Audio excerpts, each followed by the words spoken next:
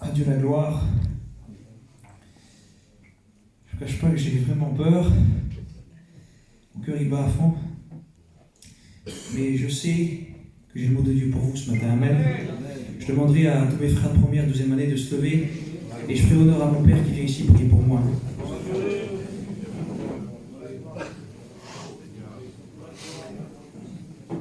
Dieu, merci au Seigneur, je suis honoré de mon cœur, c'est mon garçon qui prêche ce matin. J'ai un petit mot sur mon cœur, j'aimerais vous le dire ce matin. Je suis béni de la part du Seigneur. J'ai un texte qui vient dans mon cœur, je le lui dis hier. Jean 14, verset 1. Le Seigneur va dire que votre cœur ne se trouble point. Croyez en moi et croyez en Dieu. Nous voyons aujourd'hui tout ce qui se passe, Seigneur. Mais j'aimerais vous dire quelque chose. La Bible dit que tant qu'on est dans la main de Jésus, le Seigneur nous tient dans sa main. Amen. Donc j'aimerais qu'on prenne ensemble ce matin, et puis que le Seigneur le bénisse. Seigneur, je te loue, je te rends grâce, Seigneur, je te dis merci. Merci pour mes frères qui sont là, Seigneur Jésus-Christ. Que tu puisses les bénir, Seigneur Jésus-Christ. Que tu puisses leur donner ce qu'ils sont venus chercher, Seigneur Dieu. Et ce matin, tu vois ton messager, Seigneur Jésus-Christ. Je te présente mon fils ce matin, Seigneur Dieu. Que tu lui rappelles les mots que tu as mis sur son cœur, Seigneur Jésus-Christ. Qu'il puisse parler librement de ta parole ce matin. Qu'il n'y a pas de honte, de variation, Seigneur Dieu. Mais que tu te sers de lui, Seigneur Jésus-Christ. Prends toute la place, Saint-Esprit. Je te dis merci pour la parole de Dieu qui vient t'annoncer ce matin. Parle à mon cœur. Parle au cœur de mes frères, au cœur de mes sœurs qui sont là, Seigneur Jésus-Christ. Ce que nous voulons ce matin, nous voulons un mot du ciel. Et je le crois de tout mon cœur que tu as donné ce matin à ton prédicateur, à ton messager, Seigneur Dieu. Et nous te disons merci, Seigneur, à toi toute la gloire, dans le nom de Jésus. Amen. Alléluia. Le message que Dieu m'a donné, c'est l'épée et le forgeron. C'est un message que j'ai reçu, j'avais 15 ans. J'étais appelé jeune au ministère et puis Dieu m'a fait comprendre qu'il voulait que je le serve très jeune. Et puis un soir, le Seigneur m'a réveillé et puis il m'a dit tu vas écrire ces quelques mots. Jusqu'à maintenant c'était caché, c'était dans ma Bible. Mais le Seigneur il voulait que je le ressorte ce matin. Le Seigneur il voulait que je le prépare. Donc j'ai médité, je me suis mis à part, j'ai cherché le mot de Dieu. J'ai voulu apporter, je vais vous dire en sincérité, j'ai voulu apporter mon petit concours à moi, mes petites pensées, mon intelligence. Le Seigneur m'a dit arrête tout ça. Arrête tout ça, laisse-moi diriger. J'aimerais te dire que tu es là ce matin. Les paroles que Dieu a mises sur mon cœur, c'est ça. C'est que tu te crois faible, tu te crois inutile. Mais laisse-moi te dire que tu es dans la main du divin. Tu es dans la main de celui qui a créé toutes choses. Si vous voulez bien, on va commencer le message avec Joël 3, verset 9. À toi la gloire, Seigneur. Et c'est l'Éternel qui parle, il dit, publiez ces choses parmi les nations, préparez les héros, qu'ils s'approchent, qu'ils montent, tous les hommes de guerre, de vos oyaux forgés des épées, de vos cerfs des lances. Et que le faible dit, je suis fort, hâtez-vous, venez tous, là, ô Éternel, fais descendre des héros. Et puis Seigneur m'a arrêté sur quelques points de ce verset-là, et j'aimerais vous le faire part. Je me suis dit, Seigneur, c'est quoi un héros? Pourquoi tu me parles de ce verset-là? Et si on me faisait comprendre, un héros, c'est une personne qui se distingue par son courage. J'aimerais te dire que si tu es là, c'est parce que vraiment tu es courageux. Si je suis là, c'est parce que si je suis courageux, je pense. Et puis, le Seigneur nous dit aussi dans ce verset-là de préparer la guerre. Je dis, Seigneur, comment je peux préparer la guerre? Comment je peux me préparer à les combattre? Et bien, le Seigneur, il dit, c'est là que tu te prépares. Le Seigneur me faisait comprendre que c'est ici. J'ai voulu chercher un petit peu qu'est-ce que ça voulait dire, préparer. Bibliquement, ça veut dire se sanctifier, se mettre à part. Et dans le dictionnaire, j'ai cherché ce mot, ça veut dire se mettre en état pour un service prochain. J'aimerais te dire que si on est là, sur cette matinée, c'est que Dieu veut nous préparer à le servir comme lui il veut. Pas comme moi je veux, pas comme toi tu veux, comme Dieu il veut. Le verset nous dit encore dans Joël 3, verset 10, il nous dit « De vos oyaux forgez des épées ». Et c'est là le sens qu'a pris mon message. Seigneur, c'est quoi un oyau? Qu'est-ce que tu veux me dire par là? D'autres versions vont dire un soc. J'ai cherché et puis le Seigneur me faisait comprendre. Un oyau, c'était un instrument, un outil qu'on servait à jardiner avec. On faisait des sillons, on creusait la terre. On mettait souvent aussi derrière les charrues pour former des sillons. Et le Seigneur me faisait comprendre, tu vois Jordan, t'es pas encore une épée. T'es que ce petit instrument. Et puis j'ai dit Seigneur, j'ai rien. Je viens ici aux écoles bibliques, j'ai rien. j'ai pas grand-chose.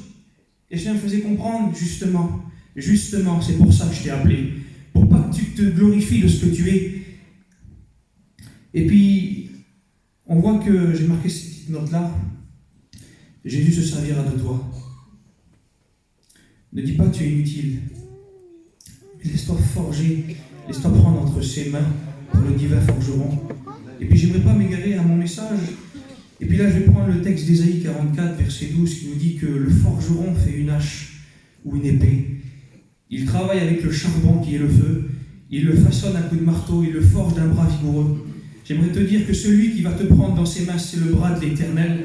J'aimerais te dire que celui qui va te forger de son bras vigoureux, c'est le Tout-Puissant. Et puis, je prends aussi ce verset, dans Ésaïe 54, verset 16. Il nous dit, voici, et ça m'a fait comprendre, c'est moi l'ouvrier. Voici l'ouvrier qui souffle le charbon, qui y met le feu, et il fabrique une arme par son travail. Et j'ai pris cet exemple-là aussi, ça m'a laissé de penser. J'ai même laissé conduire mes pensées, ce soit les pensées du Seigneur. Il m'a dit, Seigneur, tu vois, il dit, Jordan, je vais t'expliquer. Le forgeron, lui, quand il prend ce fer, c'est encore une masse sans forme, il n'a pas de forme, c'est un fer qui est brut. Et puis là, il chauffe le feu, et il prend ce fer, il le met dans le feu. Et une fois que ce fer-là, il en ressort qu'il est vif, il le frappe à coups de marteau. Et une fois qu'il le frappe à coups de marteau, il le remet dans le feu si c'est nécessaire. Et une fois qu'il a fini son œuvre, il le met dans l'eau. Et le Seigneur me faisait comprendre, c'est moi le forgeron, c'est moi qui te forme. Ne te crois pas te former toi-même. C'est moi qui va te prendre dans mes mains. C'est vrai que tu dis que tu n'es pas capable. C'est vrai que tu dis que peut-être tu es inutile. Mais laisse-toi façonner par lui. Et le Seigneur me faisait comprendre, si tu te laisses façonner dans mes mains, je vais te prendre. C'est vrai que tu es que le fer encore, tu es que ce petit yo-yo, tu es fragile, tu n'es peut-être pas efficace encore, tu n'es peut-être pas une grande épée aux yeux des autres, aux yeux des hommes. Mais là, quand Dieu il te prend dans ses mains, il te met le feu, il te met en travers le feu. Et puis là, j'ai cherché à comprendre, c'est quoi le feu? Ça peut représenter l'épreuve, ça peut représenter le feu du Saint-Esprit. Et là, le chef me dit non. Jérémie 23, verset 29, il nous dit, ma parole n'est-elle pas comme un feu, dit l'Éternel, et comme un marteau qui brise le roc? J'aimerais te dire que quand Dieu te sort du feu, après avoir été éprouvé, il veut te forger, il veut te frapper à coup de la parole de Dieu. Il veut que, quand tu partes d'ici, là, que tu sois forgé, que tu sois prêt à les combattre. Alléluia. Acte 9, verset 15, il nous dit encore, mais le Seigneur lui dit, va, car cet homme est un instrument que j'ai choisi entre mes mains pour porter mon nom. 1 Corinthiens 10, verset 18 nous dit, ce n'est pas celui qui se recommande lui-même qui a approuvé de Dieu, mais c'est celui que le Seigneur recommande.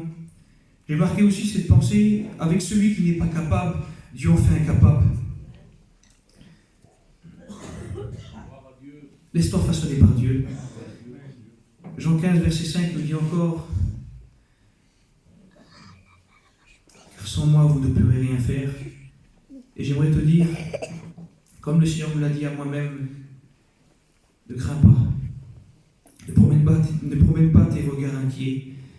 C'est vrai que c'est difficile d'apporter la parole de Dieu. C'est vrai que je ne veux pas parler de moi-même. C'est vrai que quand on passe derrière l'estrade, c'est la première fois que je le fais, mais je ne voudrais pas parler de ma propre attention, mais je voudrais parler de la part de Dieu. Et c'est ça le plus difficile.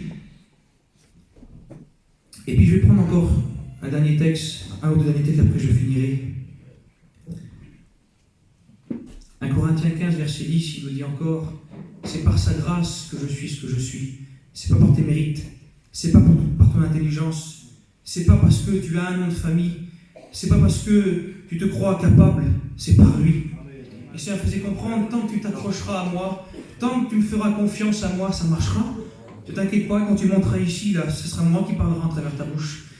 Et ça me faisait comprendre, j'ai pas noté le texte, mais c'est Ésaïe 41, verset 10, si je ne me trompe pas. Il nous dit que le Seigneur nous soutient de sa droite triomphante. J'aimerais te dire que tu es le fer dans sa main. Et tant que tu seras dans sa main, ça marchera. Tant que tu te laisseras façonner par Dieu, ça marchera. Et Jérémie 50, verset 25 nous dit encore, l'Éternel a ouvert son arsenal, ses serviteurs. J'aimerais te dire qu'on est tous ici, on est tous à la même école. Et le Seigneur, ce qu'il nous veut, il veut nous forger, il veut nous prendre dans ses mains, nous façonner comme lui veut. Il ne veut pas que tu te façonnes comme toi tu veux, il veut te façonner. Alors c'est vrai que tu as dit dans ton cœur, Seigneur, je n'y arriverai pas, Seigneur, je suis inutile, Seigneur, je suis incapable. Mais laisse-moi te dire que c'est justement ces hommes-là que Dieu appelle, les hommes qui ne sont pas capables, parce que que Dieu les rend capables, parce que c'est pour pas que tu te glorifies toi-même. Et puis je vais finir avec ce texte-là. Juge 6, verset 12. L'Éternel te dit, et il me le dit aussi à moi, va, vaillant héros. J'aimerais te dire que tu es son héros, Seigneur. Moi, je me dis, Seigneur, je suis un misérable, je suis rien, mais pourtant, Dieu a les regards sur moi. Dieu, il me dit que je suis son héros. Dieu, il me fait comprendre que je suis l'instrument qu'il a choisi, donc je n'ai pas à craindre, je n'ai pas à penser des choses. Je suis là, et je remercie le Seigneur pour ce qu'il m'a donné. Je remercie le Seigneur pour ce qu'il a fait dans ma vie. Et puis je vais terminer avec ce point-là. L'Éternel te dit, va, vaillant héros. Et puis j'aimerais qu'on prie le Seigneur. À toi la gloire, Seigneur. Je te remercie pour tes bienfaits. Je te remercie pour ta parole, peut-être mal dit, Seigneur. Mais je sais que ton esprit a parlé au cœur. Je sais, Seigneur, que tu t'es fait